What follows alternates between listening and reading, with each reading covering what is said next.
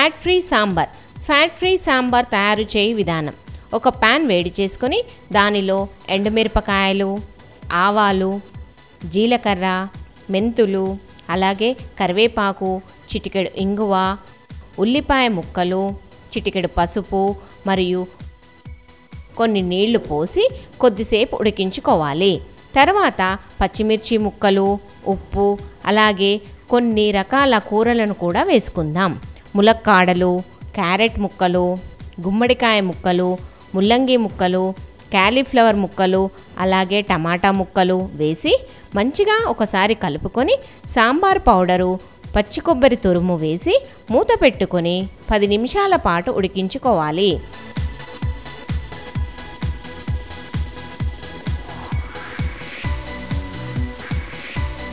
తర్వాత చింతపండు పులుసు పోసి తిరిగి మూత పెట్టి 2 నిమిషాల పాటు ఉడికించుకోవాలి. అలాగే ఉడికించిన పప్పు వేసి మూత పెట్టి మరొక 2 నిమిషాల పాటు ఉడికించుకొని చివరగా కొత్తిమీర వేసి దింపేసుకోవాలి. దీనిని అన్నము మరియు అప్పడంతో సర్వ్ చేసుకుంటే వారేవా అనాల్సిందే.